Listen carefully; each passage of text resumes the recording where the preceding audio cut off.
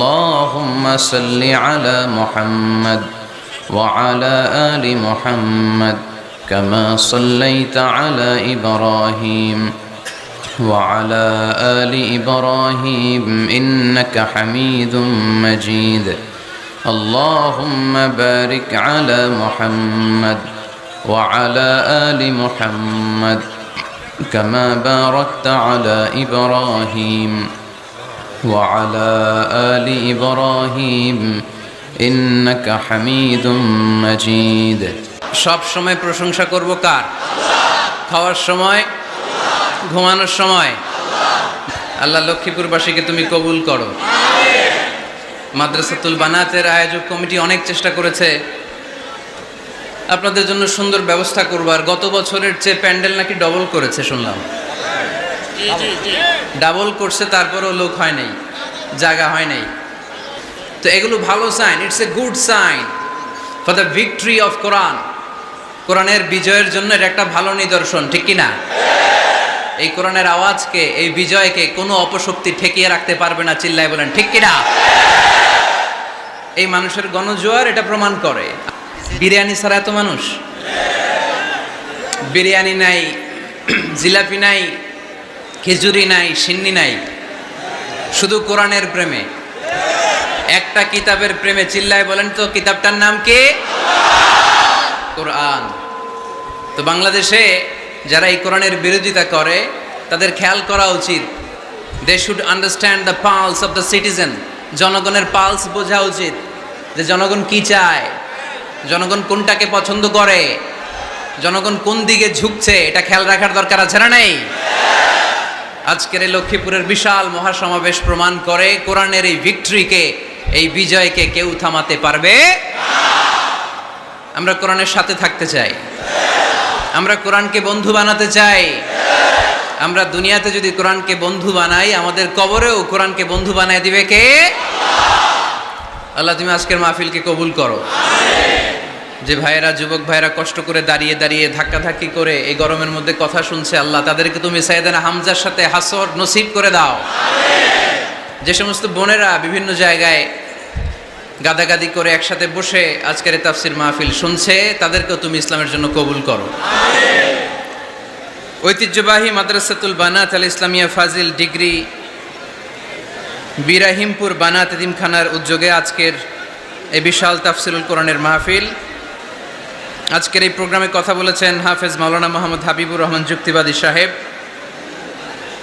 কথা বলেছেন হজরত মাওলানা নজরুল ইসলাম আশরাফি সাহেব। আসরের সালাতের পর থেকে আরও অনেক ওলামায়ে হজরত এখানে কথা বলেছেন। যারাই কোরআন থেকে কথা বলেছেন, নিঃসন্দেহে সত্য কথা বলেছেন, হক কথা বলেছেন। এই কথাগুলো যেন আমরা আমাদের জীবনে পালন করতে পারি, আল্লাহ তুমি তৌফিক দান করো। যেহেতু গ্যাদারিং খুব বেশি, আলোচনা হবে অল্প।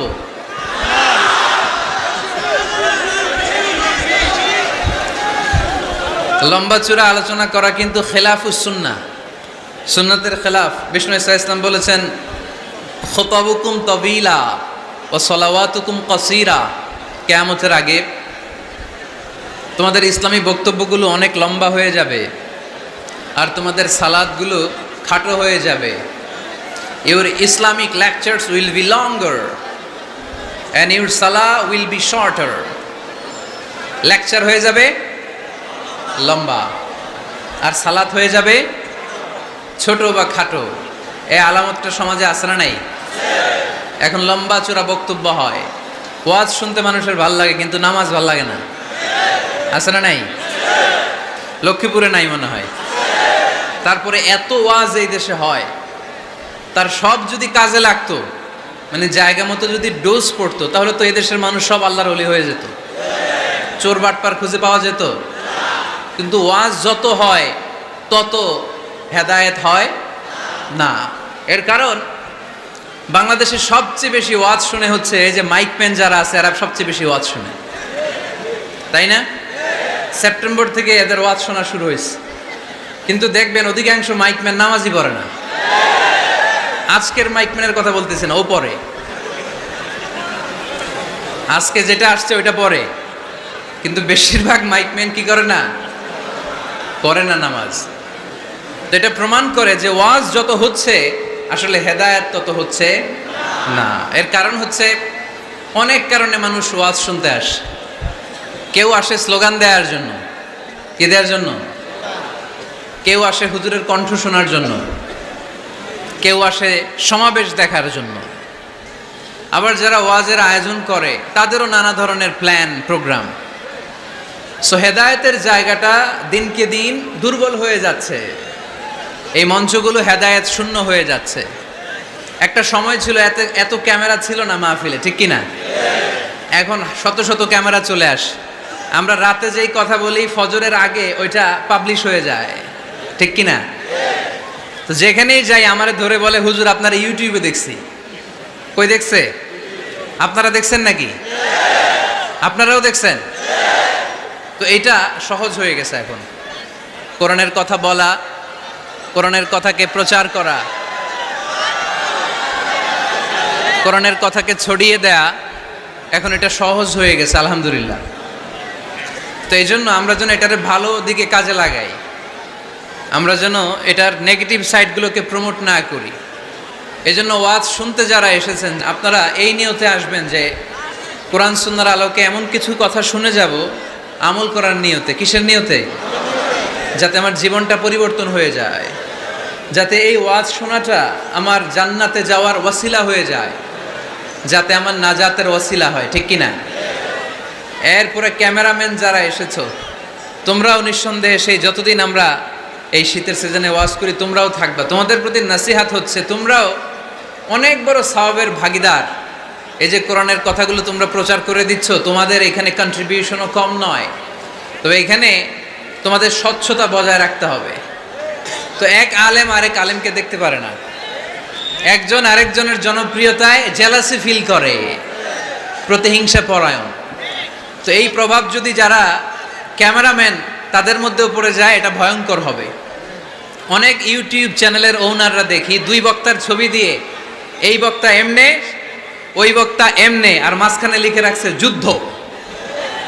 মাঝখানে কি যুদ্ধ, মানে ওনার সাথে ওনার যুদ্ধ, ভারত পাকিস্তান খেলা। তো ইউটিউব চ্যানেলের ওনার ভাইরা যারা এসছো তোমরা অনেক সওয়াবের ভাগীদার হবে যদি তোমরা প্রফেশনালিজম মেনটেন করে দাওয়াতের কাজ করতে পারো। আয়োজক কমিটি যারা আছে তাদেরকে আমি বলবো আপনারাও ইখলাসের সাথে মানুষকে কোরআনের কথা শোনাবার উদ্দেশ্যে এই প্রোগ্রামগুলোর আয়োজন করবেন, তাহলে এই প্রোগ্রামগুলো থেকে অনেক মানুষ উপকৃত হবে।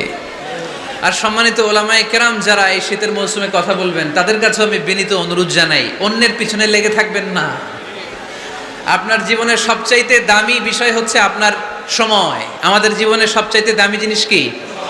আমাদের সময়। তো আপনার সময়টাই যদি আল্লাহর দেয়া, স্রষ্টার দেয়া সবচেয়ে দামি সময় যদি আপনি অন্যের পিছনে লাগিয়ে ফেলেন তো নিজের কল্যাণ করবেন কখন?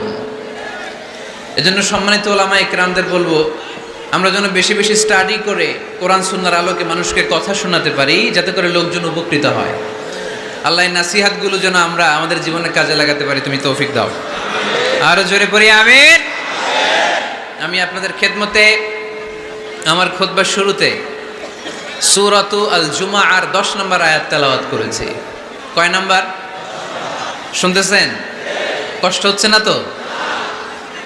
আমি যখন প্রশ্ন করব আপনাদেরকে আওয়াজ করে উত্তর দিতে হবে। আর এই যে ছেলেরা কথা বলো না, দোহাই লাগে তোমাদের, কথা বলো না, আওয়াজ করো না, ডিস্টার্ব করো না প্রোগ্রামের, চুপচাপ। লক্ষ্মীপুরের ছেলেরা খুব ভদ্র আমি জানি, একেবারে চুপচাপ। সূরাতুল জুমার 10 নম্বর আয়াতে আল্লাহ তাআলা আমাদেরকে কর্মচঞ্চল হতে বলেছেন, কাজ করে খেতে বলেছেন। কাজে লজ্জা নেই, লজ্জা অলসতায়। কাজে লজ্জা আছে? লজ্জা কিসে? অলসতায়, অকর্মণ্যতায়। লেজিনেস খুব খারাপ, কিন্তু অ্যাক্টিভ হওয়া, এনার্জেটিক হওয়া এটা নবীদের সুন্নাত, ঠিক কিনা? তো এই আয়াতের মাধ্যমে আল্লাহ তাআলা গোটা বিশ্বের মানুষদেরকে কাজের প্রতি উৎসাহিত করেছেন। আল্লাহ বলেছেন ফাইদা কুদিয়াতিস সালাতু ফান্তাশিরু ফিল আরদ আবতাগু মিন ফাদলিল্লাহ। যখন সালাত শেষ হয়ে যায় তখন তোমরা জমিনে ছড়িয়ে পড়ো, প্রত্যেকে প্রত্যেকের ওয়ার্ক প্লেসে চলে যাও, কাজ করো। আবতাগু মিন ফাদলিল্লাহ, আর আল্লাহর দেয়া ফদল তালাশ করো, রিজিক তালাশ করো। মসজিদের ভিতরে রিজিক আছে? কথা কয় না। মসজিদে গেলে কি টাকা পাওয়া যায়, খাওয়া পাওয়া যায় না? খাবার উৎপন্ন করতে হয় মসজিদের বাইরে, এ জমিনে। মসজিদে গেলে রহমত পাওয়া যায়। মসজিদে গেলে কি পাওয়া যায়? এজন্য মসজিদে ঢুকার সময় আমরা কোন পা দিয়ে ঢুকি আর কি পড়ি? আল্লাহুম্মা ইফতাহলি আবওয়াবা রাহমাতিক, আল্লাহুম্মা ইফতাহলি আবওয়াবা রাহমাতিক। আমরা বলি, হে আল্লাহ, আপনি আপনার রহমতের দরজা আমাদের জন্য খুলে দেন। সুবহানাল্লাহ পড়েন। এই দোয়া থেকে বোঝা গেল মসজিদে ঢুকলে কি পাওয়া যায়? সবাই বলতে হবে, কি পাওয়া যায়? মসজিদে ঢুকলে রহমত পাওয়া যায়। আর মসজিদ থেকে বের হলে রিজিক পাওয়া যায়, ফদল পাওয়া যায়। ফদল, ফদলের আরেক অর্থ হচ্ছে রিজিক। এজন্য মসজিদ থেকে যখন বেরোই কোন পা দিয়ে বেরোই আর কি পড়ি? আল্লাহুম্মা ইন্নী আসআলুকা মিন ফদলিক। হে আল্লাহ, আপনার কাছে আমি আপনার ফদল চাই, রিজিক চাই। এই ফদলের কথাই আল্লাহ কোরআনে বললেন, فَإِذَا قُضِيَتِ الصَّلَاةُ فَانتَشِرُوا فِي الْأَرْضِ وَابْتَغُوا مِن فَضْلِ اللَّهِ وَاذْكُرُوا اللَّهَ كَثِيرًا لَعَلَّكُمْ تُفْلِحُونَ। সুবহানাল্লাহ পড়েন। আল্লাহ ডেকে বললেন, গোলাম যখন সালাত শেষ হয়ে যায় জমিনে ছড়িয়ে পড়ো, মসজিদে বসে থেকো না। আদেশটা কার? সালাত যখন শেষ মসজিদে বসে থাকার দরকার নাই, জমিনের মধ্যে ছড়িয়ে ছিটিয়ে পড়ো। ওয়াবতাগু মিন ফাদলিল্লাহ, আমার ফদল তালাশ করো, আমার রিজিক তালাশ করো, বেশি বেশি আমাকে স্মরণ করো। সুবহানাল্লাহ পড়েন। তার মানে ইসলামের বিধান হচ্ছে যখন সালাতের সময় হবে আপনি মসজিদে যাবেন, আবার সালাত শেষ আপনি আপনার কাজে চলে যাবেন। when you are done with your salah spread out to your work place, কাজ শেষ তো আপনার কর্মস্থলে চলে যান। এটা হচ্ছে ইসলামের নিয়ম। নামাজের আজান যখন হবে সবাই মসজিদে ঢুকবে,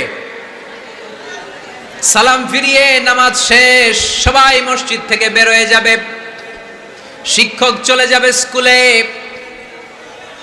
কৃষক চলে যাবে ফসলের খেতে, ব্যবসায়ীরা চলে যাবে শপিং মলে, মেম্বার অব দ্য পার্লামেন্ট চলে যাবে সংসদ ভবনে। যে যার কাজের মধ্যে সে তাড়াতাড়ি ইনভলভ হয়ে যাবে। সালাত শেষ, কাজে ঝাঁপিয়ে পড়ো। আদেশটা কার? তাহলে ইসলামে ইবাদতের অ্যাটিটিউডটা বুঝতে পারছেন? কাজের সময় কাজ, নামাজের সময় আওয়াজ করে বলেন, কাজের সময় নামাজের সময়। সুন্দর হয়েছে না বিষয়টা? ফাইদা কুদিয়াতিস সালাতু ফান্তাশিরু ফিল আরদ, যখন তোমাদের সালাত শেষ তখন জমিনে ছড়িয়ে পড়ো। জমিনটাকে আল্লাহ আমাদের জন্য উর্বর বানিয়েছেন। জমিনে বীজ রোপণ করে দিলেই এখানে ফসলের ব্যবস্থা করে দেয় কে? ওয়াল্লাযী জাআলা লাকুমুল আরদা যালুলান ফামশু ফি মানাকিবিহা ওয়া কুলু মির রিজকি ওয়া ইলাইহিন নুশুর। তিনি তো এমন সত্য যিনি তোমাদের জন্য জমিনটারে ফ্ল্যাট বানিয়ে দিয়েছেন, সমতল বানিয়ে দিয়েছেন। এই জমিনের অলিতে গলিতে, বনে বাদারে, রাস্তায়, সাগরে, পাতালে, পাহাড়ে, বিভিন্ন জায়গায় তোমরা ঘুরে বেড়াও। সেখানে যে আমি আল্লাহর রিজিক তালাশ করো। সুবহানাল্লাহ। এই জমিনটাকে আল্লাহ সাহালাতুল মাসালেক, চলার জন্য সহজ বানিয়ে দিয়েছেন, ফ্ল্যাট। বিমান থেকে এটা খুব সুন্দর দেখা যায়, জমিনটা খুব ফ্ল্যাট দেখা যায়, সমতল। এই সমতল হওয়ার কারণে এখানে চাষাবাদের সুযোগ সুবিধা করে দিয়েছে কে? তাহলে বোঝা গেল এই জমিনটা সমতল এবং উর্বর, ভেরি ফার্টাইল ল্যান্ড। আমাদের সালাত শেষ আমরা কাজে চলে যাব, আবার আজান হলে মসজিদে ঢুকে যাব। এটাই হচ্ছে ইসলামের নিয়ম। সাইয়েদনা ওমর ফারুক যখন মসজিদে নববীর ইমাম, তিনি ইয়ামান দেশের কিছু লোকদের সাথে সাক্ষাৎ করলেন। কোন দেশের? ইয়ামান, যুদ্ধ বিধ্বস্ত একটা দেশ এখন।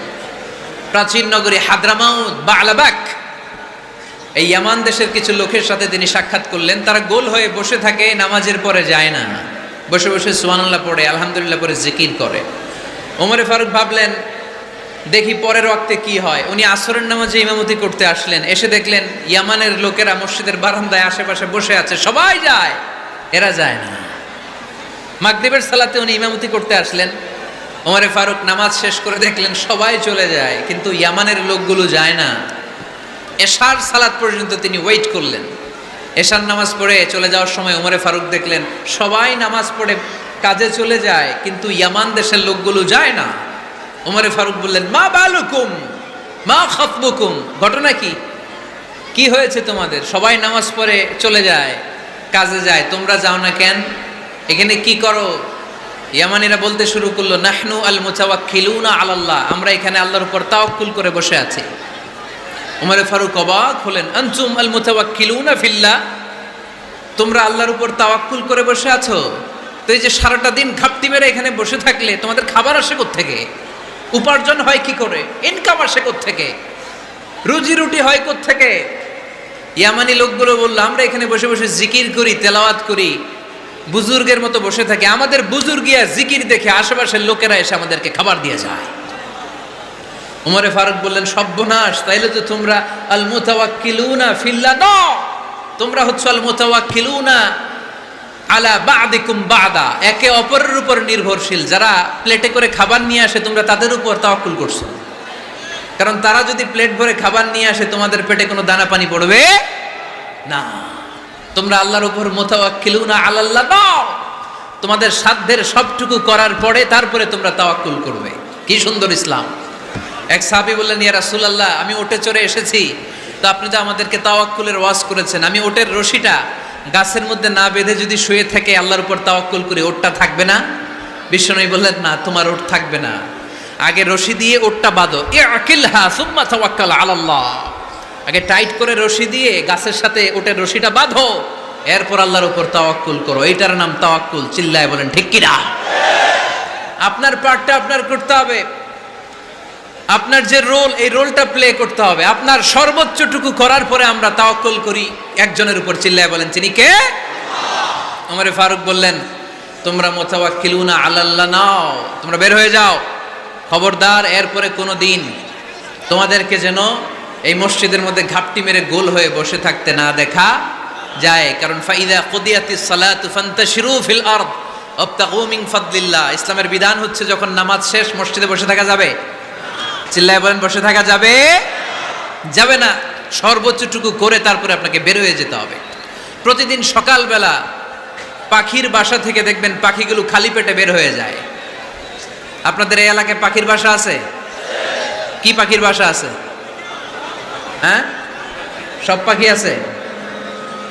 তো সকালবেলা দেখবেন পাখির বাসা থেকে পাখিগুলো খালি পেটে বের হয়ে যায়।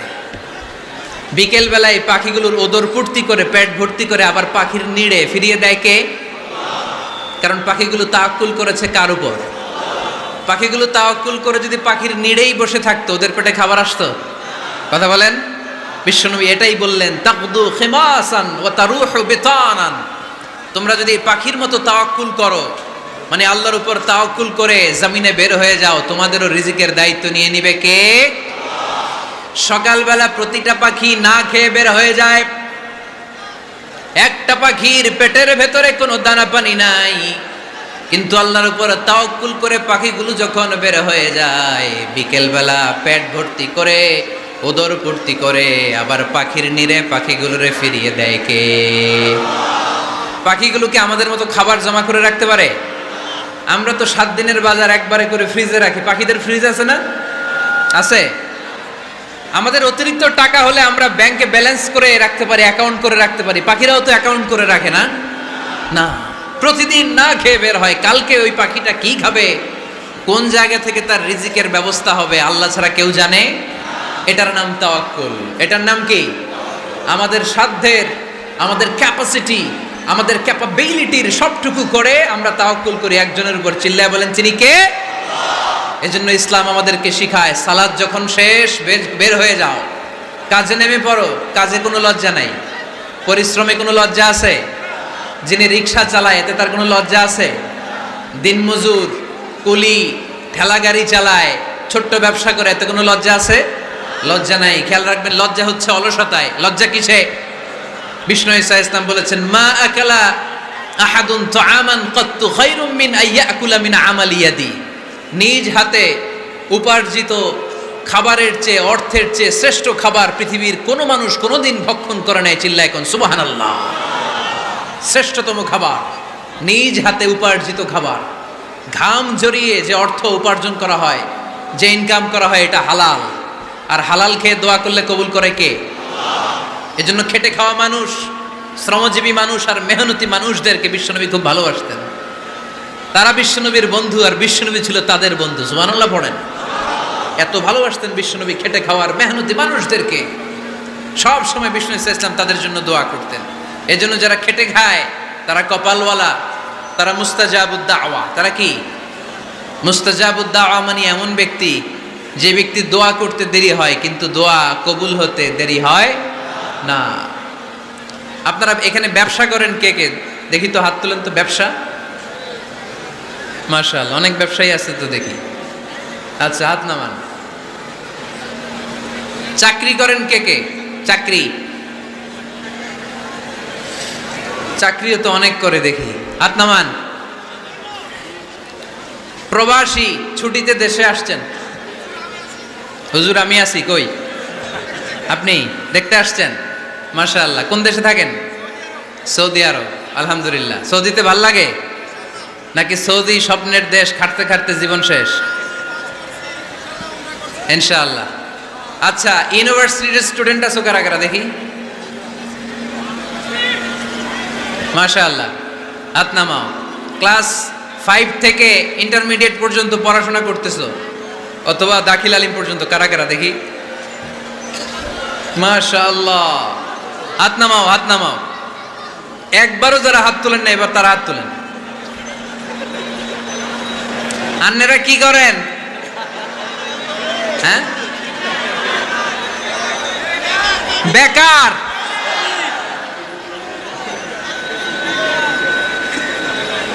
বাংলাদেশে চাকরির বাজার খুব মন্দা, ঠিক কিনা? বাংলাদেশ ইন্ডিয়াতে চাকরি পেতে অনেক কষ্ট। সামান্য একটা পদের জন্য যেখানে চেয়েছে ক্লাস 8 পাস, এখানে ডবল মাস্টার ডিগ্রি অ্যাপ্লাই করছে কয়েক লক্ষ। এজন্য আমাদেরকে উদ্যোক্তা হতে হবে। You have to be the entrepreneur. আমাদের উদ্যোক্তা দরকার, বেশি বেশি নতুন নতুন উদ্যোক্তা। নিজেই এমন আইডিয়া নিয়ে আসবে যেই আইডিয়া বিক্রি করে দুর্দান্ত আইডিয়া দিয়ে তুমি পুরো দেশ কাঁপিয়ে দিতে পারো। পারা যাবে না লক্ষ্মীপুরের ছেলেরা? আইডিয়ার অনেক দাম। You have to generate new ideas. নতুন নতুন আইডিয়া এনে মানুষ গোটা বিশ্বকে তাক লাগিয়ে দিচ্ছে। এই যে কত কয়েক বছর আগে কারের একটা রাইড চালু হয়েছে, নাম হয়েছে উবার। কি নাম? ঢাকায় যারা চলাফেরা করেন তারা হয়তো চড়েছেন। উবারের নাম শুনছেন না? এই উবার কোম্পানি কি করে জানেন? নিজেদের ব্যবসা নাই, পুঁজি নাই, পাত্তি নাই, অফিস নাই, কিচ্ছু নাই, কোটি কোটি টাকা হাতায় নিচ্ছে। Just idea, just they are generating new ideas. নতুন নতুন আইডিয়া দিয়ে গোটা বিশ্ব কাঁপিয়ে নিয়েছে একটা মোবাইল অ্যাপসের মাধ্যমে। কিসের মাধ্যমে? Mobile apps. একটা কোম্পানি খুলেছে, গোটা বিশ্বের সব প্রাইভেট কারওয়ালারা ওইখানে রেজিস্ট্রেশন করে আপনি মোবাইলে কোথায় যাবেন, কোত্থেকে যাবেন লিখবেন, গাড়ি আপনার বাড়ির সামনে এসে হাজির। তার একটা পার্সেন্টেজ ওই উবার কোম্পানি পায়। ইউনাইটেড স্টেটস অফ আমেরিকার একটা স্টেট আছে সান ফ্রান্সিসকো, ওইখান থেকে শুরু করছে। 775টা সিটিতে ওদের অপারেশন আছে। বাংলাদেশে ঢাকাতেও আছে। আমি মালয়েশিয়াতে থাকি, ওখানেও আছে, ওখানেও আমরা চড়ি। প্রায় 63টা দেশে ওদের কাজ বাজ আছে। গত বছরে 2018 সালে ওদের প্রফিট ছিল, রেভিনিউ ছিল 11.27 billion US dollar, 11.27 US billion dollar. Just they are selling their ideas. নতুন নতুন আইডিয়া দিয়ে গোটা বিশ্ব কাঁপাচ্ছে। এই উবার যখন চালু হলো, আমি তখন মালয়েশিয়ায়, শুনলাম বাংলাদেশে নতুন আর একটা বাইর হইছে, পাঠাও। কি নাম? এটা বোধহয় সারা বাংলাদেশ ব্যাপী হয় নাই, 3টা জায়গায়, সিলেটে, চট্টগ্রামে আর ঢাকায়। এরা আরো চালাক। বাংলাদেশের ছেলেপেলেদের মাথায় চিকন চিকন অনেক বুদ্ধি। এরা ভাবলো এই উবার দিয়ে আর আমরা কত আগাবো, আমাদের গাড়ি আরো ছোট করতে হবে। এরা মোটরসাইকেল রাইড দেওয়া শুরু করছে। জ্যামের শহর ঢাকা, চিপা চাপা দিয়া এরা আপনারা নিয়ে জায়গা মতো পৌঁছায় দেবে। তো এই যে উবারের পরে আমাদের ছেলেরা বানাইলো পাঠাও। এরপরে কত কিছু বানাচ্ছে ছেলেপেলেরা, আমি তো এগুলো দেখে অবাক। রকমারি.com নাম শুনছো? বিক্রয়.com নাম শুনছো? ঘরে বসে বসে কোটি কোটি টাকা হাতিয়ে নিচ্ছে তারা। Just they are selling their ideas. যেহেতু আমাদের চাকরি কম, ওই চাকরির বাজারে আমরা লাইন দিতে চাই না। আমাদের মেধাকে খাটিয়ে খাটিয়ে আমরা নতুন তরুণ উদ্যোক্তা বানাতে চাই। চিল্লায় বলো ঠিক কিনা? উদ্যোক্তা যত বাড়বে ততই দেশের কল্যাণ হবে। মানুষ তাদের আইডিয়াকে কাজে লাগিয়ে গোটা বিশ্বকে তাক লাগিয়ে দিচ্ছে। আমরা আমাদের সমতল ভূমিতে চাষ করতে চাই না। মালয়েশিয়াতে একটা এলাকা আছে ক্যামেরুন হাইল্যান্ড, ওরা পাহাড়ের মধ্যে চাষাবাদ করে গোটা মালয়েশিয়ার খাদ্যদ্রব্যের অভাবকে মুক্ত করে দিয়েছে। পাহাড়ের মধ্যে ওখানে ফুলের বাগান, ক্যামেরুন হাইল্যান্ড প্রায় ৬,০০০ ফিট উঁচু, প্রচণ্ড ঠান্ডা। এই ঠান্ডা পাহাড়ি হিল ট্রাক্স এরিয়াতে মালয়েশিয়ার এই ক্যামেরুন হাইল্যান্ডে ওখানে আছে ফুলের বাগান, আছে ফলের বাগান, আছে চায়ের বাগান, ওখানে মধুর চাষ হয়, ওখানে শাকসবজি চাষ হয়, ওখানে অনেক কিছু চাষাবাদ হয়। ওই ফলমূল শাকসবজি দিয়ে গোটা মালয়েশিয়ার 14টা স্টেটে যত শাক সবজি ফলমূল লাগবে ওরা আঞ্জাম দেয়। আর আমরা আমাদের সমতল ভূমিতে চাষ করতে চাই না। আমরা চাষাবাদকে খুব লজ্জা মনে করি, এটা ভুল আইডিয়া। আমাদের যে এলাকা যেই জিনিসের জন্য বিখ্যাত ওইটাকে আমাদের ব্র্যান্ডিং করতে হবে। লক্ষ্মীপুর কিসের জন্য বিখ্যাত? নারিকেল সুপারি। নারিকেল সুপারি যে পৃথিবীর কত মানুষ, ইন্দোনেশিয়ান লোকেরা মুড়ির মতো খায় নারিকেল আর সুপারি। তো এইটারে আমাদের ব্র্যান্ডিং করতে হবে। যেই দেশে যেটা আছে, যে এলাকা যেই পণ্যের জন্য বিখ্যাত ওইটা আমাদের ব্র্যান্ডিং করতে হবে। আমাদের আদমজির জুট মিল বন্ধ না? ভাওয়ানি জুট মিল বন্ধ। আমাদের পাট শিল্পকে ধ্বংস করে দিয়ে ইন্ডিয়া এখন ওই কটনের পাঞ্জাবি বানায়, জুট কটনের পাঞ্জাবি। আছে না নাই? পুরা বাংলাদেশের মার্কেট এই জুট কটনের পাঞ্জাবি দিয়ে সয়লাভ। আমাদের বাংলাদেশের পাট দিয়ে যদি আমরা মিহি পাঞ্জাবি বানাতে পারতাম, গোটা বিশ্বকে, বিশ্ববাজারকে আমরা দখল করে নিতে পারতাম। ঠিক কি না? এজন্য আমাদেরকে নতুন নতুন আইডিয়া জেনারেট করতে হবে। চাকরির পিছনে বসে থাকলে চলবে না। আর আজান যদি হয়ে যায় ছুটে যাব মসজিদে, আর নামাজ শেষ হলে আমরা আমাদের কাজের দিকে চলে যাব। চিল্লায় বলেন ঠিক কিনা? যেটাই করব আমরা ভালোভাবে করব। আল্লাহ বলেছেন লিয়াবলুয়াকুম আইয়ুকুম আহসানু আমালা। লক্ষ্মীপুরের ভাইয়েরা আওয়াজ করে উত্তর দেন, আওয়াজ করে উত্তর দিতে হবে। জান্নাতে যেতে হলে 100তে কত নাম্বার পেতে হবে? হ্যাঁ, হয় নাই 51। কি নাম তোমার? হ্যাঁ, ফরহাদ। জান্নাতে যেতে হলে 100তে আমার দরকার 51। 100তে কত লাগবে? ফাআম্মা মান সাকুলাত মাওয়াজিনুহু ফাহুয়া ফি আইশাতির রাদিয়া। সেদিন মিজানের পাল্লা যার ভারী হয়ে যাবে সে আনন্দ উৎসবে থাকবে। তো মিজানের পাল্লা ভারী হওয়ার জন্য 100তে আমার কত পাওয়া লাগবে? কত পাওয়া লাগবে? 51 পেলেই হয়ে যাবে। এজন্য আল্লাহ বলছেন লিয়াবলুয়াকুম আইয়ুকুম আহসানু আমালা। যেটাই করবে ভালোভাবে করবে। আল্লাহ এটা পরীক্ষা করতে চান যে আমরা ভালোভাবে কে কতটুকু আমল করেছি। যারা আরবি বুঝেন আলেম ওলামা আপনারা জানেন, এখানে আল্লাহ বলেননি লিয়াবলুয়াকুম আইয়ুকুম আকসারু আমালা। আল্লাহ এটা দেখতে চান যে তোমাদের মধ্যে থেকে কে বেশি আমল করে। এটা বলছে আল্লাহ? বলে নাই। আল্লাহ বলেছে লিয়াবলুয়াকুম আইয়ুকুম আহসানু আমালা, যে ভালো করে করে। এজন্য আমরা যাই করি না কেন কি করে করব? আওয়াজ করে বলতে হবে। কেমন করে করব? যে কোনো কাজ করো না ভাই, যে কোনো কাজ করো তা যেন হয় সবার চেয়ে সবচেয়ে সুন্দর। পড়েন, যে কোনো কাজ করো না ভাই, যে কোনো কাজ করো তা যেন হয় সবার চেয়ে সবচেয়ে সুন্দর। পড়েন, যে কোনো কাজ করো না ভাই, যে কোনো কাজ করো তা যেন হয় সবার চেয়ে সবচেয়ে সুন্দর। হোক না সেটা পড়া লেখা, রঙের ভাষায় ছবি আঁকা। পড়েন, হোক না সেটা পড়া লেখা, রঙের ভাষায় ছবি আঁকা। হোক না সেটা সামান্য কাজ কিংবা মহত্তর, তা যেন হয় সবার চেয়ে সবচেয়ে সুন্দর। যে কোনো কাজ করো না ভাই, যে কোনো কাজ করো তা যেন হয় সবার চেয়ে সবচেয়ে সুন্দর। চিৎকার করে বলেন ঠিক কিনা? আমরা যেটাই করি না কেন ওইটা ভালো করে করার দরকার আছে না নাই? এজন্য কাজে আর শ্রমে কোনো লজ্জা নাই। লজ্জা হচ্ছে অলসতায়। লজ্জা কিসে?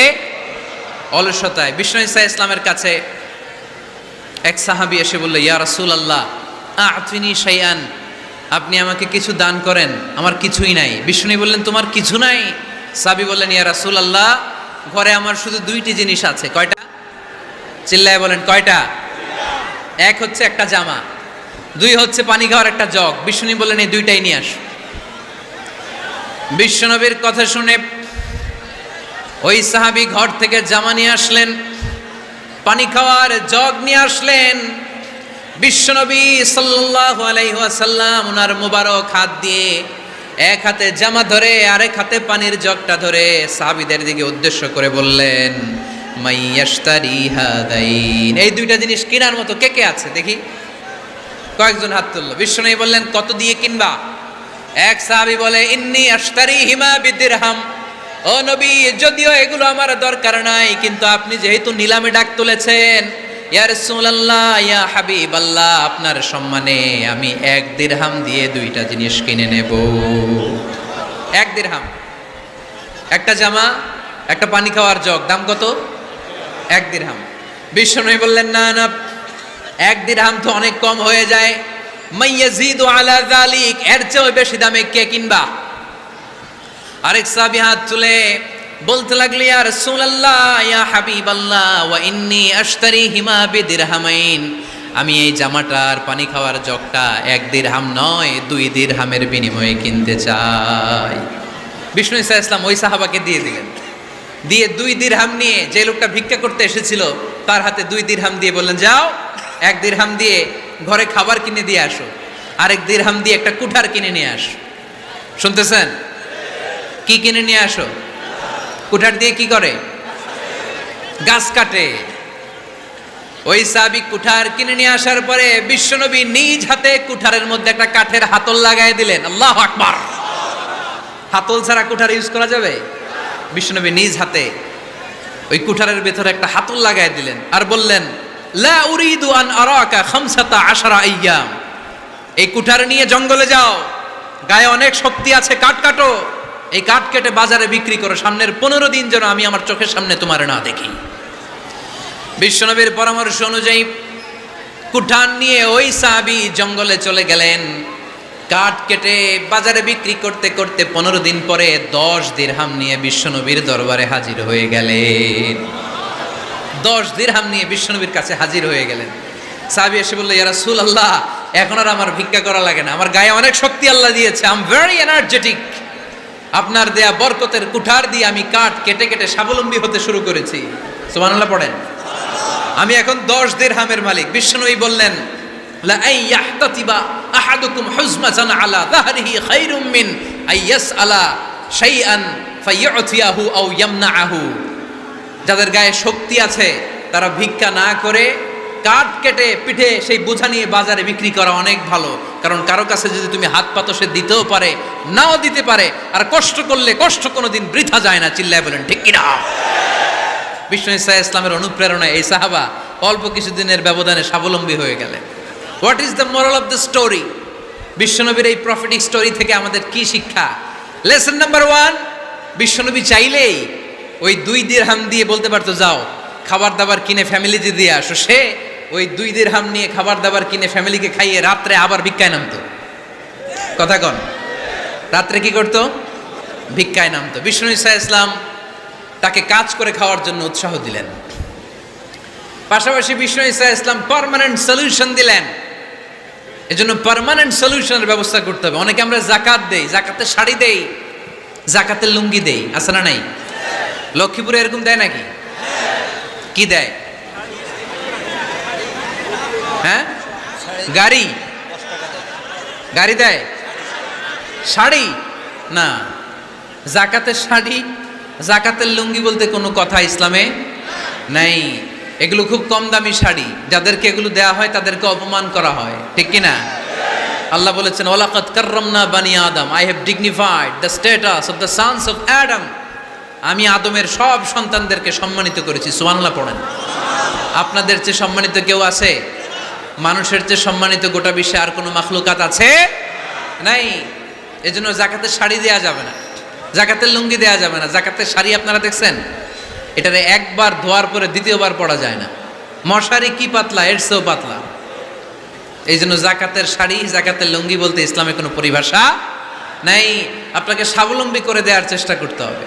যারা লক্ষ্মীপুর জেলায় বিজনেস ম্যাগনেট আছেন, তারা একসাথে হয়ে একটা স্ট্রং যাকাত ম্যানেজমেন্ট প্ল্যাটফর্ম করতে পারেন, যেখান থেকে আপনারা বিভিন্ন থানায়, বিভিন্ন গ্রামে বাছাই করে করে কিছু ভাইদেরকে যাকাত দিতে পারেন স্বাবলম্বী করার উদ্দেশ্যে।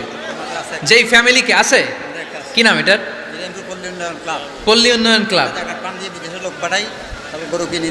মাশাআল্লাহ, জাকাত ফান্ড দিয়ে বিদেশে লোক পাঠায়, এর চেয়ে সুন্দর পদ্ধতিতে জাকাত বিতরণ আর হতে পারে?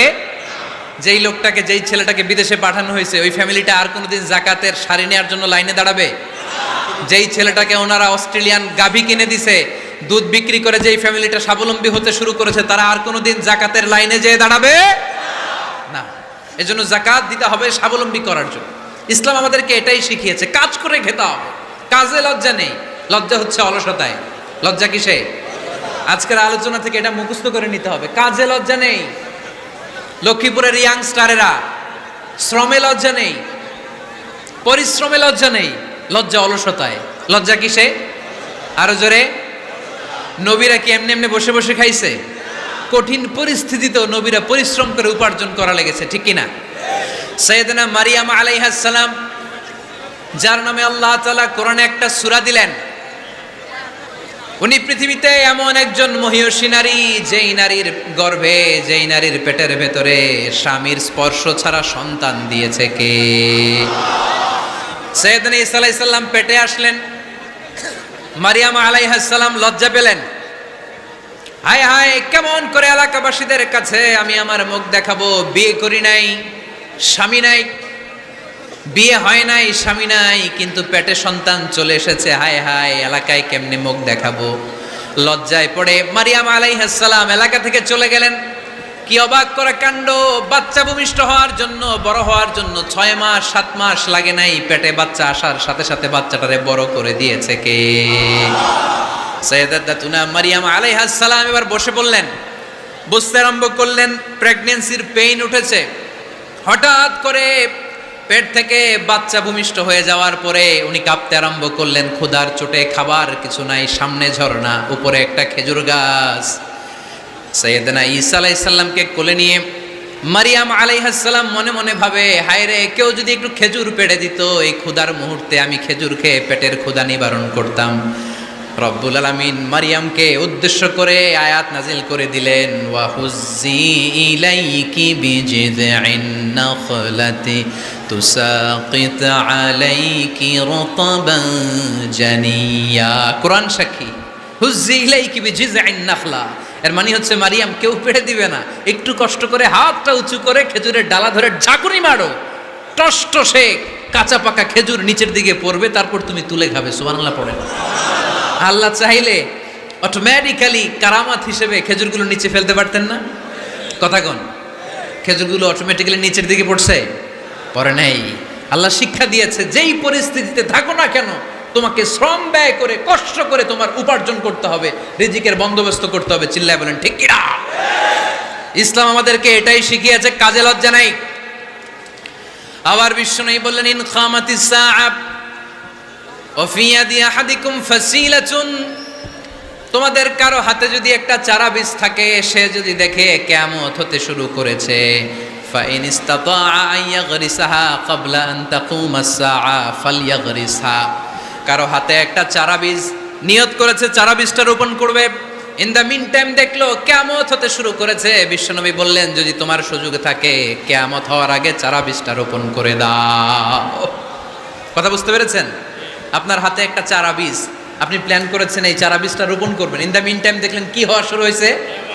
ইযা জুলজিলাতিল আরদু জিলজালাহা, দ্য বিগেস্ট আর্থকোয়েক, ভূমিকম্প শুরু হয়েছে, কিয়ামত হয়ে যাবে। বিশ্বনবী বললেন, কিয়ামত হইতেছে ওদিকে, আর তোমার হাতে যদি চারা বীজ থাকে, দেরি করো না, কিয়ামত তোমার কাছ পর্যন্ত আসার আগে সুযোগ পেলে চারা বীজটা রোপণ করে দাও। ইসলাম শিখিয়েছে, শেষ নিঃশ্বাস পর্যন্ত তোমাকে লড়ে যেতে হবে। এই পৃথিবীতে কেউ কাউকে জায়গা করে দেয় না, জায়গা করে নিতে হয়। এই পৃথিবীটা, the life is not a bed of roses, এটা ফুল বিছানো কোনো ফুলসজ্জা নয়, এটা কণ্টকাকীর্ণ। কেউ আপনার স্পেস করে দিবে না, কেউ আপনাকে সুযোগ করে দিবে না, কেউ আপনার জায়গা করে দিবে না, বরং আপনি জায়গা করে নিলে টাইনা নিচে নামাবে। কথা বলেন? এজন্য কখনো অলসতাকে স্থান দেয়া যাবে। রসুল বাত্তালি দুঃখানু শয়তান, অলস মস্তিষ্ক শয়তানের আড্ডা। অলস যদি কেউ থাকে, এটাতে টেনে বেঁধে কাজে নামাবেন, পারা যাবে? আলহামদুলিল্লাহ, লক্ষ্মীপুরে এরকম অলস ছেলে পেলে নাই।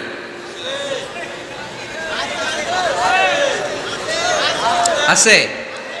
আমরা আজকে অলসতাকে নো বলে যাবো এই মাহফিল থেকে। অলসতাকে আমরা কি বলবো? আওয়াজ করে বলতে হবে। অলসতাকে কি বলবো আমরা? মুমিনের জীবনে কোনো অলসতা নাই। অলস হয় মুনাফিকরা। অলস হয় কারা? চিল্লায় বলতে হবে। মুমিনরা অলস হয়? অলস হয় কারা? এজন্য কোরআনে আল্লাহ একথাও বলে দিলেন, ওয়াইদা কামু ইলাস সালাতি কামু কুসালা ইউরাউনান নাসা ওয়ালা ইয়াযকুরুনাল্লাহা ইল্লা কালিলা। সুবহানাল্লাহ পড়েন। মুনাফিকরা যখন মানুষকে দেখানোর জন্য নামাজে যায়, ওই নামাজে তাদের ইখলাস নাই, ওই নামাজের ভেতরে তাদের কোনো খুশু খুদু নাই, ওই নামাজের ভেতরে আছে শুধু অলসতা। ওই নামাজে কি আছে? কিন্তু আমরা যখন নামাজে যাই আমাদের অলসতা আছে? আমরা নামাজ পড়লে আমাদের হৃদয়টারে সজীব করে দেয় কে? আমরা উযু করলে আমাদের মনটাকে চাঙ্গা করে দেয় কে? আমরা মসজিদে ঢুকলে হৃদয়টাকে প্রাণবন্ত করে দেয় কে? মুমিন উযু করলে চাঙ্গা হয়। বিষ্ণু ঈসা ইসলাম বললেন, ইয়াকিদু শাইতানু আলা কাফিয়াতি রাসি আহাদিকুম ইদা নাম। খেয়াল করে শুনবেন লক্ষ্মীপুরের ভাইয়েরা, চমৎকার একটা হাদিস। আমরা যখন ঘুমোতে যাই, শয়তান আমাদের প্রত্যেকের মাথার পিছনে 3টা অলসতার গিট মারে। কয়টা? আওয়াজ করে বলেন। 3টা অলসতার গিট মারে। ইয়াকিদু শাইতানু আলা কাফিয়াতি রাসি আহাদিকুম সালাসা উকাদ। 3টা গিট মারে যখন আমরা ঘুমোতে যাই।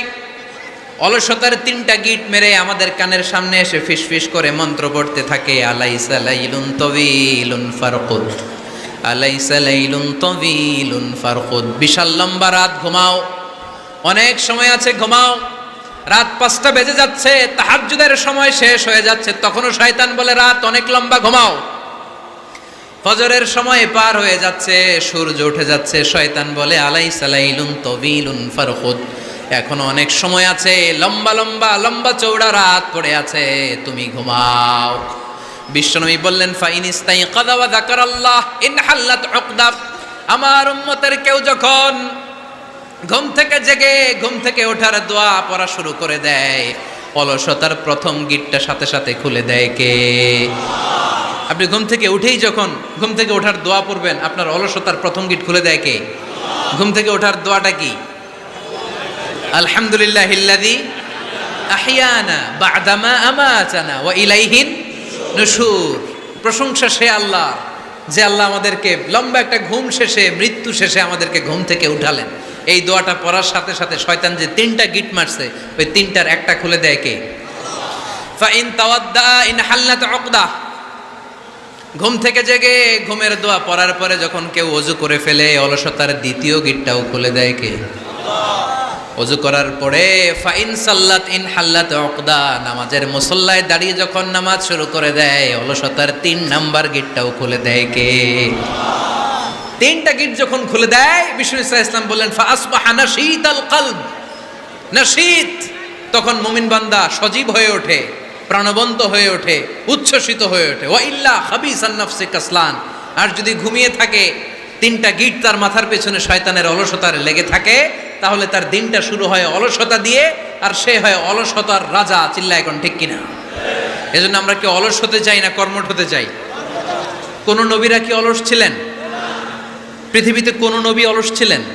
সব নবী কর্মঠ ছিলেন। বিষ্ণু ঈসা ইসলাম বললেন, মা বাআসাল্লাহু নাবিয়্যান ইল্লা রাআল গানাম। এই পৃথিবীতে এমন কোন নবী নাই যেই নবী বকরি চড়ায় নাই। কি চড়ায় নাই? বকরিরে আপনারা লক্ষ্মীপুরের ভাষায় কি বলেন? কি বলেন? ছাগল। তো পৃথিবীতে এমন কোন নবী নাই যেই নবী কি চড়ায় নাই? ছাগল চড়ায় নাই। সাহাবারা বললেন, ইয়া রাসূলুল্লাহ আনতা কাযালিক, আপনিও ছাগল চড়াইছেন? বিষ্ণু ঈসা ইসলাম বললেন, না, আমিও ছাগল চড়িয়েছি। ওয়া ইন্নী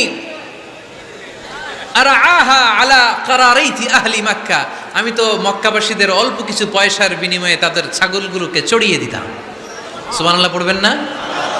বিষ্ণু ঈসা ইসলাম ছাগল চড়াতেন। ছাগল চড়ানো সহজ কাজ না কঠিন কাজ? কেন কঠিন এটা? হ্যাঁ, টেরা খুঁটি মারে। হ্যাঁ, কি করে? বসে থাকতে হয়। তো ছাগল যারা পালে তারা জানে ছাগল পালা কত কষ্ট। ওরে ডানে টান দিলেও কই যায়? রশি ধরে বায়ে টান দিলে কই যায়? সামনে টানলে কই যায়? পিছনে টানলে কই যায়? সারা সপ্তাহ আপনি সময় পান না এটার গোসল করাবেন, ভাবলেন আজকে জুমার দিন আমিও গোসল করি, এটারও গোসল করাই। এটারে আপনি পুকুর ঘাটে নিবেন, টান দিয়েছেন, ওর বাপের কিরা ও 1 ইঞ্চিও সামনে যাবে না, ঠিক কি না?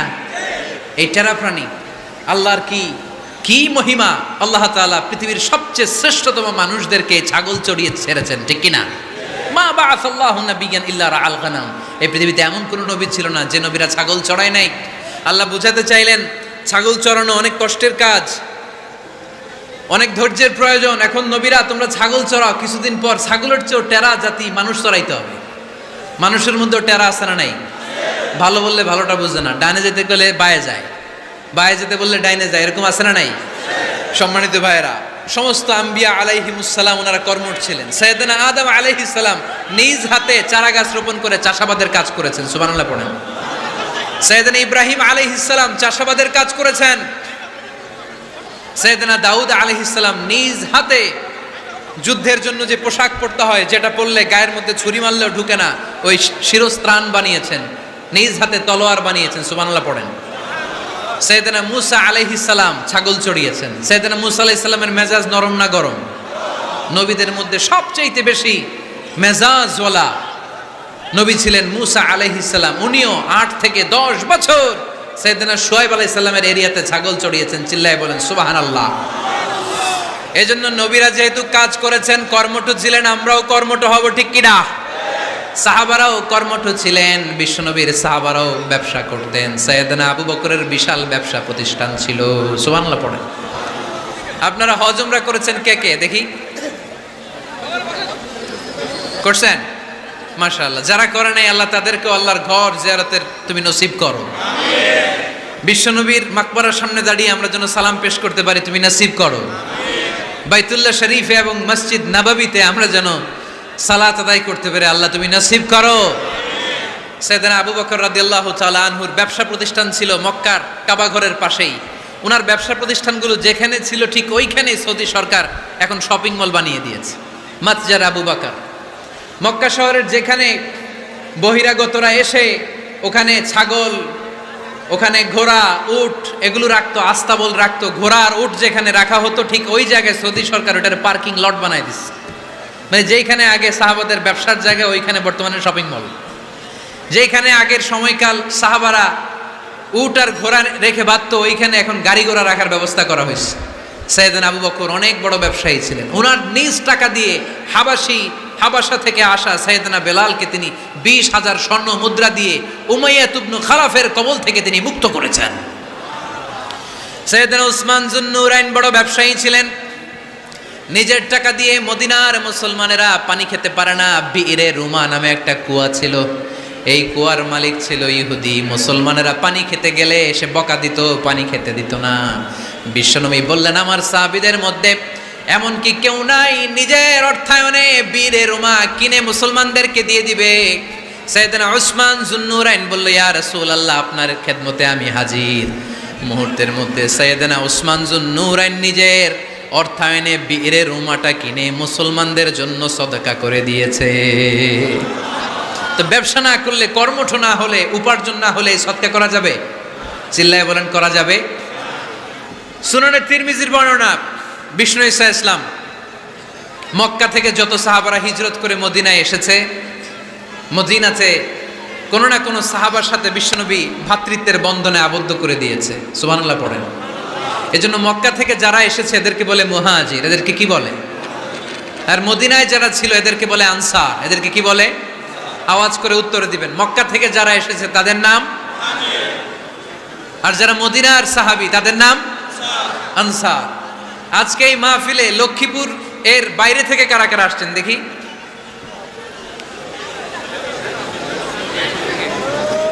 মাশাআল্লাহ মাশাআল্লাহ, অনেক আসছে। আল্লাহ ভাইদেরকে তুমি কবুল করো, হাত নামান। এই যে লক্ষ্মীপুরের বাইরে থেকে যে ভাইরা আসছে তারা লক্ষ্মীপুরের মেহমান, ঠিক কিনা? মক্কা থেকে হিজরত করে যে সমস্ত সাহাবারা এসেছিল তারা ছিল মদিনার মেহমান। বিশ্বনবী এক এক মক্কার সাহাবীকে মদিনার এক এক সাহাবীর সাথে ভ্রাতৃত্বের বন্ধনে আবদ্ধ করে দিলেন। আব্দুর রহমান ইবনে আউফ রাদিয়াল্লাহু তাআলা আনহু, ওনার সাথে ভ্রাতৃত্বের বন্ধনে যে সাহাবীকে বিশ্বনবী আবদ্ধ করে দিলেন ওনার নাম হচ্ছে সাআদ ইবনে রাবিয়া। কি নাম? মদিনার অনেক বড় ব্যবসায়ী। বিষ্ণু বললেন, ও আব্দুর রহমান ইবনে আউফ,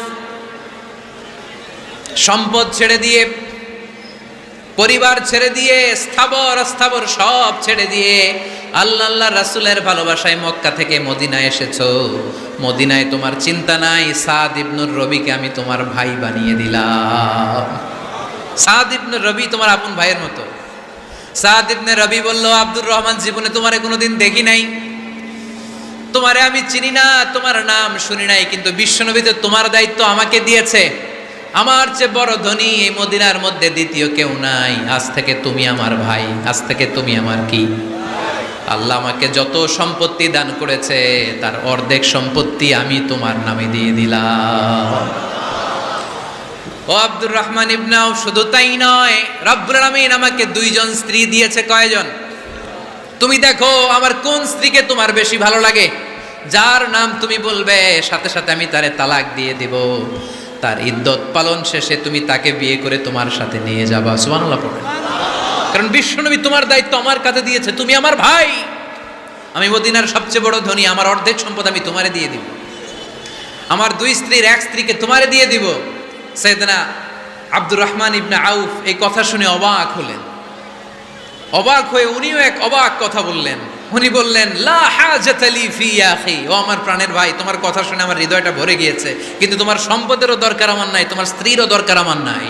বারাকাল্লাহু ফি মালিক ওয়া লি আহলিক, আল্লাহ তোমার মালেও বরকত দেখ, তোমার সম্পদেও বরকত দেখ। তুমি শুধু একটু কষ্ট করবা। কি কষ্ট? দুল্লানি আলা সুক, show me the way to the market. তুমি মদিনায় কোনো মার্কেট আছে কিনা, শপিং মল আছে কিনা, ব্যবসা প্রতিষ্ঠান আছে কিনা আমারে দেখায় দাও। সুবহানাল্লাহ পড়ো। আমরা হইলে কি করতাম? লক্ষ্মীপুরে যারা আসছে এদের একজনের যদি বলা হয়, ভাই আপনি এখন থেকে লক্ষ্মীপুরের ভাই, আমার অর্ধেক সম্পদ আপনারা দিয়ে দেব, কি করবে? পায়ের উপর পা তুলে খাবে আর বলবে, কি আনন্দ আকাশে বাতাসে, ঠিক কিনা? এরপর যদি বলি, ভাই আমার দুই বউ, যেটারে সুন্দর লাগে বলেন তালাক দিয়ে দেই, নিয়ে যান, কি বলবে? কি আনন্দ আকাশের বাতাস। আল্লাহ রাসূলের সাহাবী আব্দুর রহমান ইবনে আউফ বললেন, লা হাজাতা লি ফি, আমার দরকার নাই। দুল্লানি আলা সুক, just show me the way to market, এখানে মার্কেট কই আছে দেখায় দাও। অবাক হয়ে গেলেন সাদ বিন রবি, বললেন, ও আব্দুর রহমান ইবনে আউফ, ঠিক আছে, তুমি যদি নিতে না চাও তোমারে আমি জোর জবরদস্তি করব না। শুনে রাখো, মদিনাতে ইহুদিদের কয়নুকার একটা বাজার আছে। এই কথা বলার সাথে সাথে আব্দুর রহমান ইবনে আউফ চলে গেলেন। এর পরের দিন অল্প কিছু পনির আর ঘি দিয়ে ব্যবসা শুরু করলেন। পনির আর ঘিয়ের ব্যবসা করতে করতে করতে করতে ব্যবসায় তিনি এত লাভ করলেন, উনি বললেন, আমি যদি কখনো মদিনার বালুর মধ্যে হাত দিতাম, ওই বালুটারও সোনা বানায় দিত কে? দুল্লানি আলা সুক। লক্ষ্মীপুরের কর্মঠ যুবক ভাইরা, এ আব্দুর রহমান ইবনে আউফ আমাদের প্রেরণা। উনি অন্যের ঘাড়ে পাড়া দিয়ে খেতে চায় নাই, আরেকজনের উপর ডিপেন্ডেন্ট বা নির্ভরশীল হতে চায় নাই। তিনি স্বাবলম্বী হওয়ার শিক্ষা, লেসেন কিয়ামত পর্যন্ত গোটা বিশ্বের যুবকদের জন্য রেখে গিয়েছে। চিল্লায় বলো ঠিক কিনা? দুল্লানি আলা সুক, show me the way to market. Market কোথায় দেখাও। পনির আর ঘি নিয়ে ব্যবসা করতে করতে কয়েক মাসের ব্যবধানে ইতিহাস সাক্ষী সাইয়েদনা আব্দুর রহমান ইবনে আউফ মদিনার বিশাল বড় বিজনেস ম্যাগনেটে পরিণত হয়ে গেলেন। চিল্লায় পড়েন আল্লাহু আকবার। এজন্য ব্যবসার ভিতরে বরকত ঢুকিয়ে দিয়েছে কে? বিষ্ণু বললেন, আত-তাজিরা সাদুকাল আমিন মা'আন নাবিয়্যিন ওয়াস সিদ্দীকিন ওয়াশ শুহাদাই ওয়াস সালিহিন। আমানতদার ব্যবসায়ী তারা সাধারণ কোনো মানুষ নয়, কিয়ামতের দিন নবীদের সাথে হাসর হয়ে যাবে। আপনারা যারা ব্যবসা করেন, এটা সাধারণ বিষয় নয়। বিষ্ণু ইসলাম নিজেও ব্যবসায়ী ছিলেন। ওনার জীবনের প্রথমে তিনি খাদিজা রাদিয়াল্লাহু তাআলা আনহার ব্যবসার স্টাফ হয়ে কাজ শুরু করেছেন, এরপর নিজে ব্যবসা শুরু করেছেন। এরপরে খাদিজাতুল কুবরা রাদিয়াল্লাহু তাআলা আনহা সব সম্পত্তি বিয়ের পরে বিশ্বনবীর পায়ের সামনে ঢেলে দিয়েছেন। বললেন, ইয়া রাসূলুল্লাহ, এই সম্পদ আমি আপনাকে দিয়ে দিলাম, আপনি ইচ্ছামতো দিনের প্রয়োজনে খরচ করেন। সুবহানাল্লাহ পড়েন। এজন্য বিষ্ণু ইসলাম আমাদের জন্য উপমা, আব্দুর রহমান ইবনে আউফ আমাদের জন্য উপমা। যারা ব্যবসা করেন তারা বিষ্ণু ইসলামের সুন্নাহ পালন করছেন। আত-তাজির আস-সাদুক আল আমিন। বিষ্ণুই বললেন, সত্যবাদী আমানতদার ব্যবসায়ী, যে ব্যবসা করতে যে মিথ্যা কথা বলে না। অনেক ব্যবসায়ীরা আছে পণ্য চালানোর জন্য মিথ্যা কথা বলে আর কসম কাটে, আছে না নাই? আহা, এমনটা করা যাবে? সকালবেলা স্ত্রীরে বলে এই গরুগুলা বিক্রি করবো, তুই একটা দাম কত কমু? স্ত্রীরে শিখাই দিচ্ছে এই গরুর দাম তুই 40,000। তো বউ বলে ঠিক আছে, দাম কইলাম 40,000।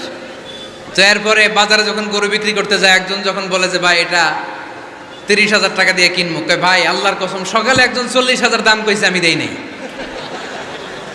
আছে না নাই? কৌশল করে, বউরে শিখাইছে সকালে, কয় তুই দাম কর 40,000। তো বাজারে যে সকালে একজন দাম করছে, দাম করে কইছে 40,000 দেই নাই, আপনারা 30,000 কেমনে দেই? এরকম ডাকাইতে আছে না নাই? আলহামদুলিল্লাহ লক্ষ্মীপুরে এরকম লোকজন নাই। আরে নাই, আমি কই নাই, এরা কই আছে। লক্ষ্মীপুরের মানুষ খুব ধার্মিক, আমি জানি। লক্ষ্মীপুর, নোয়াখালী, ফেনী এই বেল্টের লোকজন খুব আল্লাহওয়ালা। এদের মধ্যে আল্লাহওয়ালার সংখ্যা বেশি, এখানে আলেম ওলামা বেশি, এখানে মসজিদ মাদ্রাসা বেশি। এই জন্য এই জেলাগুলোতে আল্লাহর রহমতও বেশি। আল্লাহ তুমি এই জেলার ছেলেপেলাদেরকে, এই জেলার লোকদেরকে তুমি কবুল করো, মা বোনদেরকে তুমি কবুল করো। সম্মানিত ভাইয়েরা, এজন্য আজকের মাহফিল থেকে আমরা যেটা শিখলাম সেটা হচ্ছে পরিশ্রমে কোনো লজ্জা আছে? আমরা কাজ করে খাবো, ঠিক কিনা? Never under estimate any job. যুবক ভাইয়েরা, লক্ষ্মীপুরের যুবক ছেলেরা শুনতেছ? এরকম আওয়াজ করতে হবে, কান খাড়া করে শোনো। Never under estimate any job. কোনো চাকরিকে ছোট করে দেখা যাবে, whether it's small or big, you don't care. এটার কেয়ার করা যাবে না। ছোট্ট চাকরি পাইলেই ঢুকে যাবা, বড় অফার আসলে পরে ঢুকবা। এটা ছোট কাজ, এটা হোটেলের ওয়েটার, এটা ছোট্ট স্টাফ, এটা কেরানি না। কাজ কাজই, কাজের মধ্যে কোনো ছোট বড় নাই। খেটে খাওয়া মানুষকে বিশ্বনবী অনেক সম্মান করতেন। বিষ্ণু ঈসা ইসলাম খেটে খাওয়া মানুষদেরকে এত ভালোবাসতেন, বিদায় হজের মতো এত গুরুত্বপূর্ণ ভাষণও এই মেহনতি মানুষদের কথা বাদ যায়নি। সুবহানাল্লাহ পড়বেন না? দিনটা ছিল জুমাবার। বিষ্ণু ঈসা ইসলাম আরাফাতের ময়দানে দাঁড়িয়ে ঐতিহাসিক একটা ভাষণ দিলেন। এই ভাষণের নাম হলো বিদায় হজের ভাষণ। এই বিদায় হজের ভাষণেও খেটে খাওয়া মানুষের কথা বিশ্বনবী বাদ দেয় নাই। বিশ্বনবী বলেছেন আরিক্কাকুম, আরিক্কাকুম, খবরদার অধীনস্থ কর্মচারীদের সাথে খারাপ আচরণ করো না। আতঈমুহুম মিম্মা তাকুলুন ওয়াকসুহুম মিম্মা তালবিসুন। খবরদার মনে রেখো, তোমরা যা খাবে তোমাদের অধীনস্থ কর্মচারীদেরও তা খাওয়াবে, তোমরা যা পড়বে তাদেরও তা পড়াবে। বিশ্বনবী শেষ নিঃশ্বাস ত্যাগ করে যাওয়ার আগে যেই কয়েকটা কথা বলেছিলেন তার মধ্যে মেহনতি মানুষদের জন্য কথা আছে নাড়াই। বিষ্ণু ঈসা ইসলাম যখন শেষ নিঃশ্বাস ত্যাগ করবেন, তিনি বলেছিলেন আসসালাত, আসসালাত, উম্মতেরা নামাজ, নামাজ, নামাজ ছেড়ে দিও না, নামাজ তরক করো না, নামাজ কাজা করো না। আর বলেছিলেন অমা মালাকাত আইমানুকুম, অধীনস্থ কর্মচারীদের সাথে খবরদার খারাপ আচরণ করো না।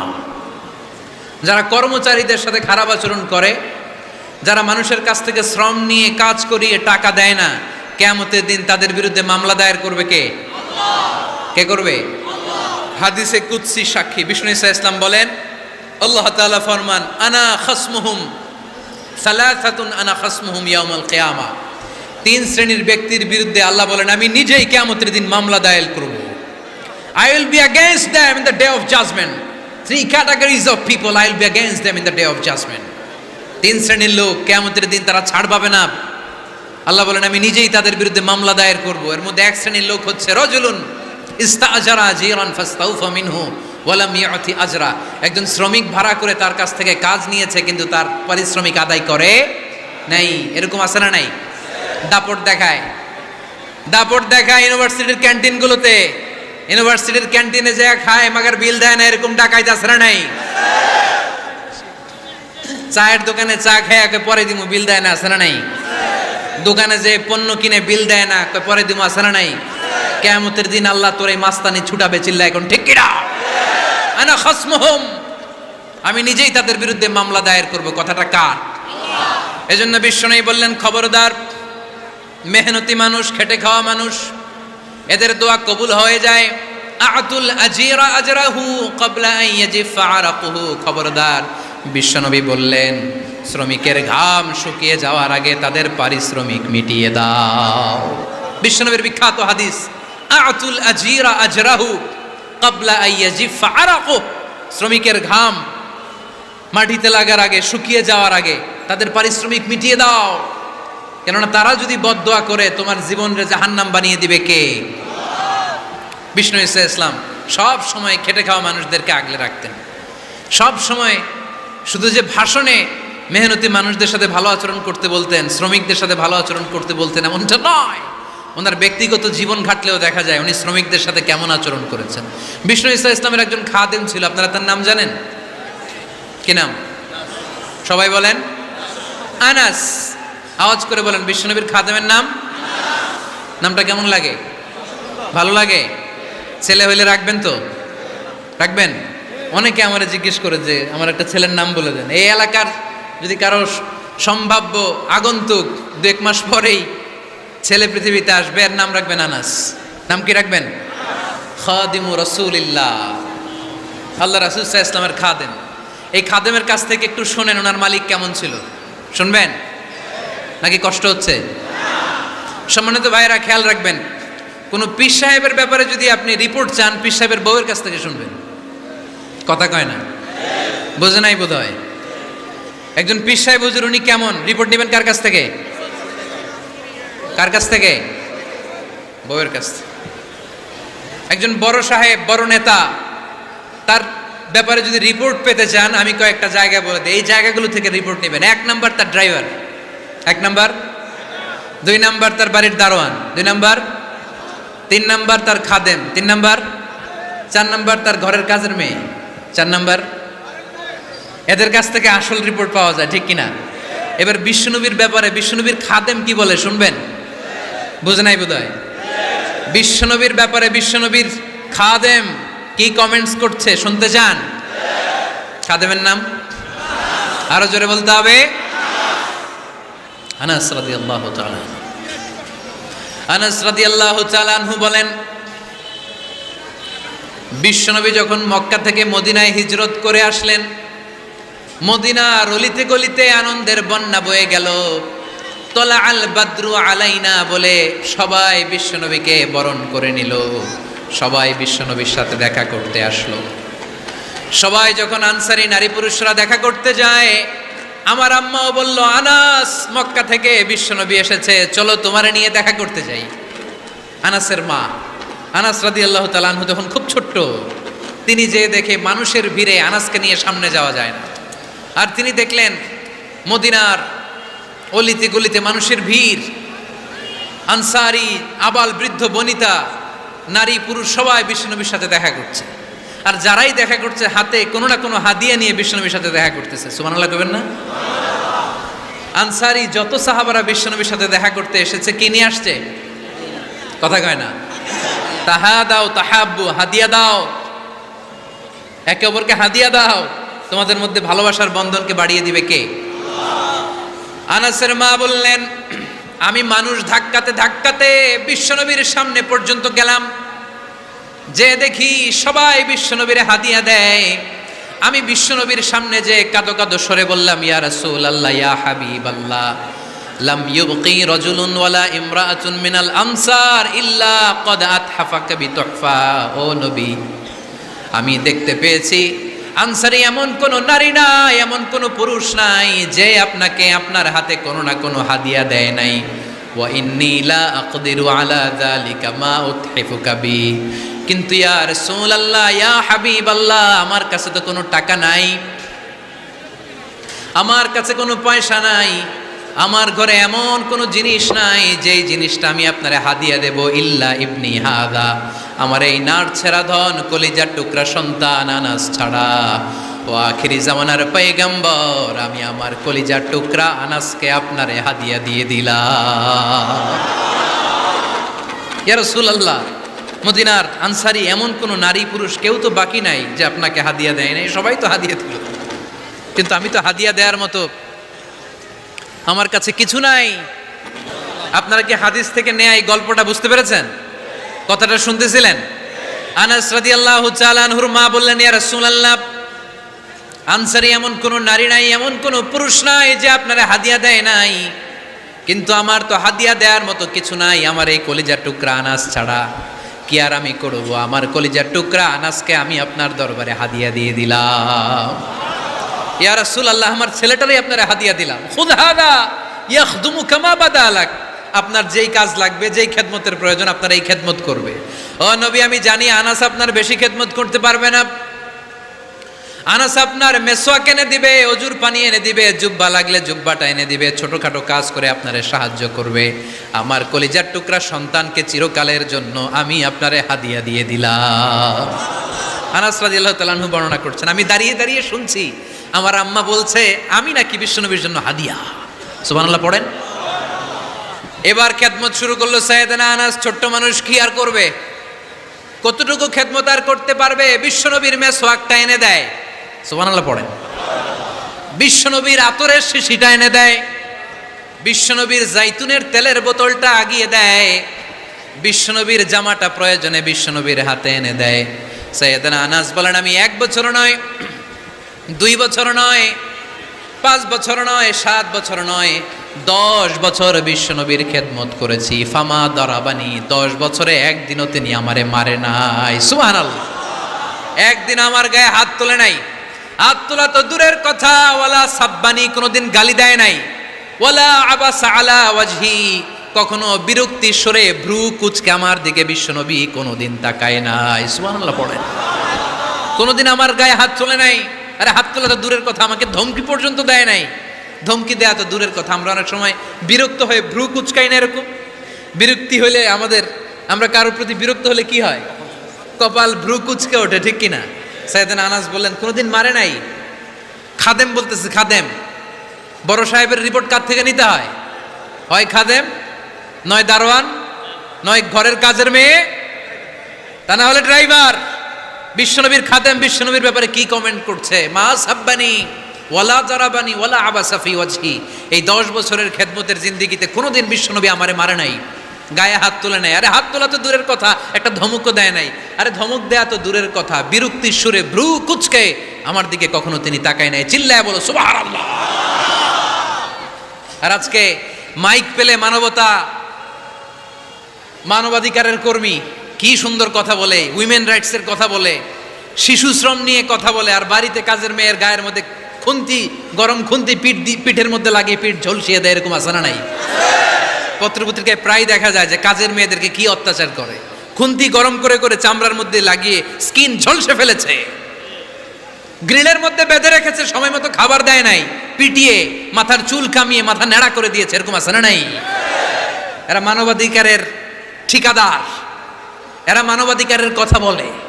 আর বিশ্বনবী সাল্লাল্লাহু আলাইহি ইসলামের খাদেম বিশ্বনবীর ব্যাপারে বলেছে কোনোদিন মায়ের তো দূরের কথা, হাত তোলা তো দূরের কথা, আরে ধমক দেওয়া তো দূরের কথা, বিরক্তির চেহারা নিয়েও কোনোদিন বিশ্বনবী আমার দিকে তাকায় নাই। চিল্লায় পড়েন সুবহানাল্লাহ। বিশ্বনবী একবার সাইয়েদনা আনাস রাদিয়াল্লাহু তাআলা আনহুকে একটা ছোট্ট জিনিস আনতে পাঠালেন। সাইয়েদনা আনাস রাদিয়াল্লাহু তাআলা আনহু জিনিসটা আনতে যে মদিনার অলিতে গলিতে বাচ্চাদের খেলা দেখে জিনিস আনতে ভুলে খেলায় দাঁড়িয়ে গেলেন। ছোট্ট মানুষ, ছোট্ট একটা বাচ্চা যদি আমার সাথে নেই, সে কি আমার প্রয়োজন বুঝবে? আমার সেন্টিমেন্ট যেরকম বাচ্চা কি ওটা টের পাবে? ছোট্ট আনাসকে বললেন আমার জুব্বা নিয়ে আসো। বিষ্ণু সাল্লাল্লাহু আলাইহি ওয়াসাল্লাম শাম দেশের জুব্বা পড়তেন, বলতেন জুব্বা নিয়ে এসো। জুব্বা আনতে যখন বেরোলেন আনাস রাদিয়াল্লাহু তাআলা আনহু, দেখলেন মদিনার অলিতে গলিতে বাচ্চারা কুতকুত খেলে। কি খেলে? আপনারা খেলেন তো? এই খেলা দেখে আনাস রাদিয়াল্লাহু তাআলা আনহু ভুলে গেলেন যে বিশ্বনবীর জামা আনতে হবে। উনি ভুলে যেয়ে উনিও দাঁড়িয়ে খেলা দেখতে শুরু করলেন।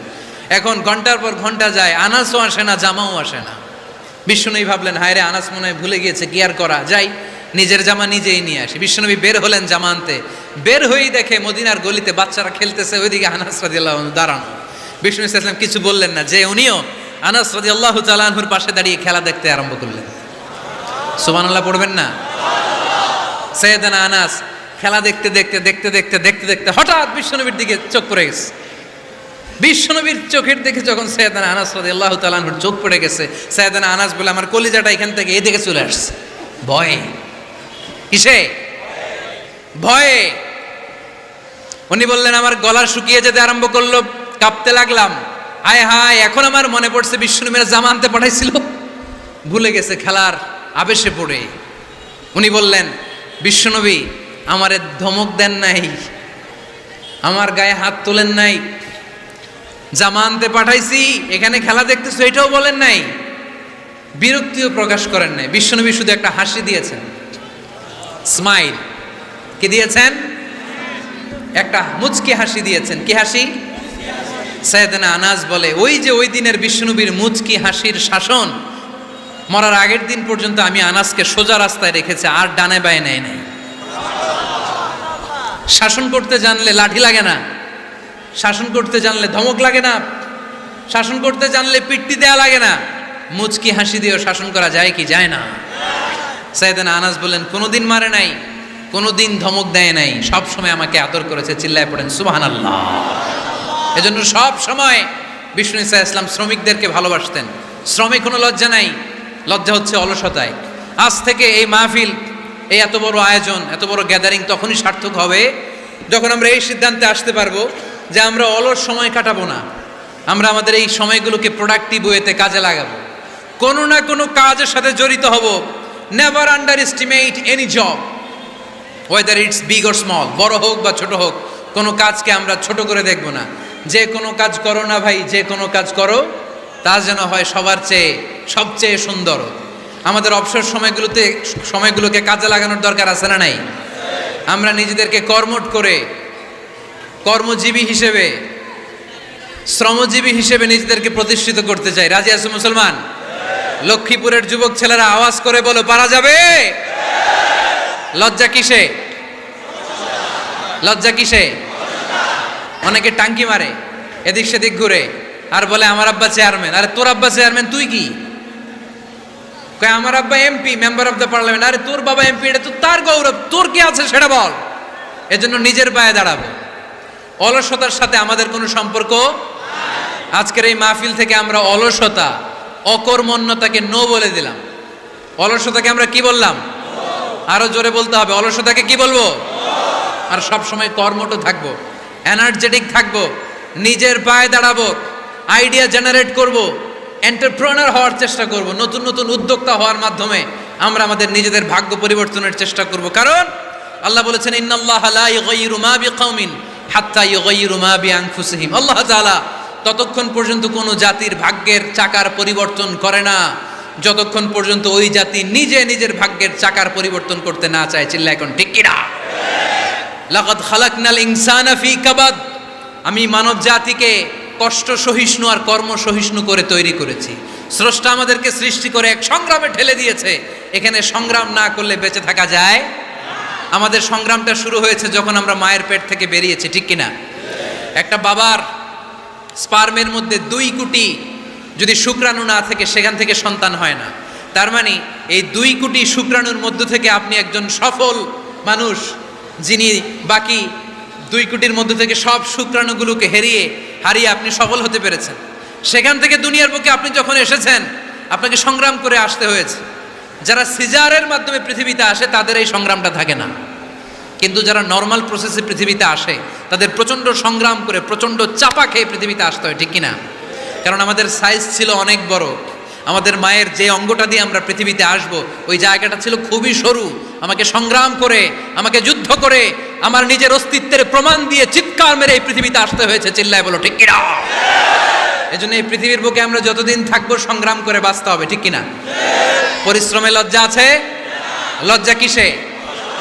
মনে থাকবে লক্ষ্মীপুরের ছেলেরা, যে আয়াত দিয়ে শুরু করেছি সে আয়াত দিয়ে শেষ করছি। যখন সালাতের সময় হয় মসজিদে যাব, আর সালাত যখন শেষ হয় তখন মসজিদের বাইরে আমরা কাজে নেমে পড়বো। রাজি আছি তো? ফাইদা কুদিয়াতিস সালাতু ফান্তাশিরু ফিল আরদি ওয়াবতাগু মিন ফাদলিল্লাহ ওয়া যিকুরুল্লাহা কাসীরান লাআল্লাকুম তুফলিহুন। যখন তোমাদের সালাত শেষ হয়ে যায় তখন তোমরা কর্মস্থলে ছড়িয়ে পড়ো, আল্লাহর রিজিক তালাশ করো, তাহলে তোমাদেরকে সফল বানাবে কে? আল্লাহ আমাদের সবাইকে কথাগুলো বুঝার ও আমল করার তৌফিক দান করুক। আমরা পড়ি আমিন।